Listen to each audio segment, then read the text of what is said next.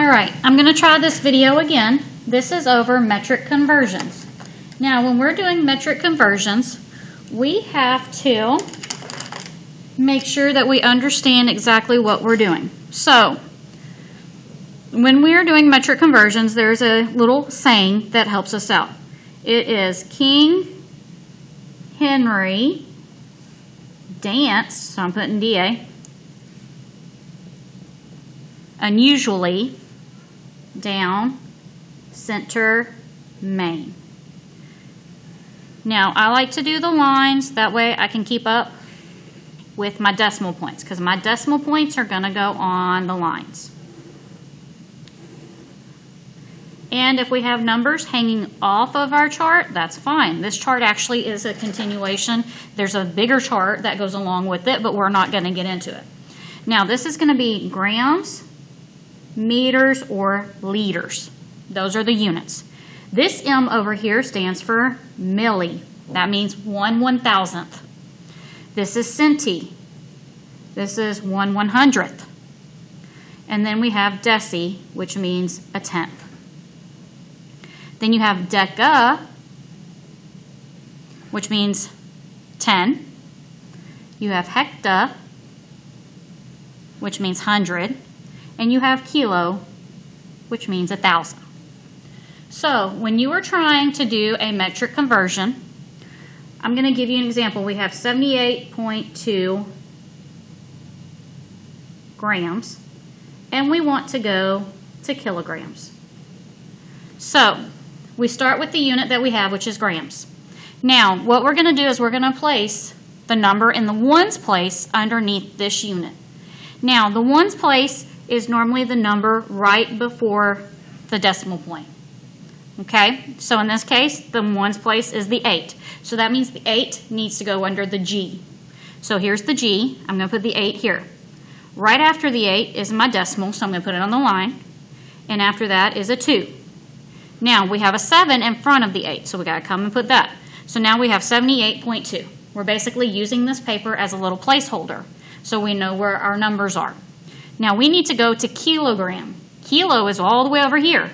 So our decimal is going to jump. Jumps there, to there, to there. This is kilo. So it's going to be on the line after that unit. Now, we have some empty spots. What we're going to do is we're going to fill these empty spots with zeros. So when you read it, it's 0.0782. So that is your answer. Another example would be 0.35 centimeters, and I want to go to millimeters. Okay, so centimeters. Centi is here. Now we're going to find the number in the ones place. The number in the ones place is the one right in front of the decimal, so that's the 0. So under centi, the C, we're going to put our 0. You're going to put your decimal on the line, and then you have a 3, and then you have a 5. Remember I said if it hangs off, that's fine. Not a big deal. Now we're going from centimeters to millimeters. Milli's here. So our decimal is going to jump behind the milli. Now this guy is gone, and we have 3.5. We don't really need the 0. It's just 3.5. So it's going to be 3.5 right here. Another example would be if we had 80 hectoliters and we wanted to go to liters. Okay, hecta is H. Now, we have the number 80. There's no decimal. So how are we going to find our ones place? Well, we're going to pretend that this is dollars. If I said $80, we would put our decimal back here, right? $80, and then we put some zeros behind that. Well, in this case, this is our ones place. So that means that that 0 has to go under hecta. So here is hecta. I put my 0. Now my decimal is right behind it, and in front of it is my 8. So I just put down 80 hectoliters. Now I need to go to liters. Liters is all the way over here. So this little guy is going to jump over and he's going to hit right after where it says liters. Now we have 2 blanks. We're going to fill those in with zeros, and you get 8,000 liters. So that is how you do the conversions. There is one other way, and that's to remember that these are powers of 10. Okay? So I am going to show y'all a piece. No, I'll just do it on here. Okay, so each of these is worth 10. It's a power of 10. So I'm going to say that I gave you 22.35 meters, and I want to know how many centimeters that is.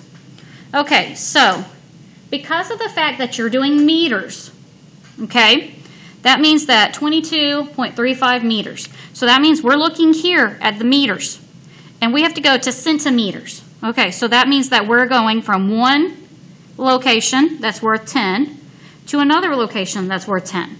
So each time you move, that's worth 10. So 10 times 10 is 100.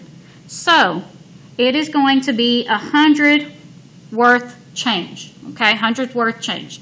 Now what's going to happen is, if you are going to go this way, if your decimal is moving this way, if you're moving somewhere that way, then you are going to multiply by how many times you're moving.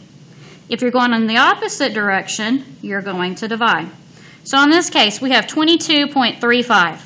Now, we said that we have to, that means it's right here, 22.35. Okay? Now, we have to move this place, and we got to move this place. So that we said is 100. 10 times 10 is 100. So what you're going to do is you're going to take this number and multiply by 100, and it will give you the answer. Another example would be if we had 32.5 decagrams, and we didn't want it to go to kilo. Well, let's go to hecta instead. So we just want to move over one space. We want to go to hecta. So that's only worth 10. So what you're going to do is you're going to take 32.5 and divide by 10, and that'll give you your answer. Now, if you do not understand the math, that's fine. Ignore me. Go back to what we were doing with the decimal places. This right here is only for those people who understand how to do the whole by powers of 10, moving it along. Okay? Most of y'all are going to need to move your decimals and actually like plot it out. All right, I hope that helps. And I'm sorry the video did not work earlier.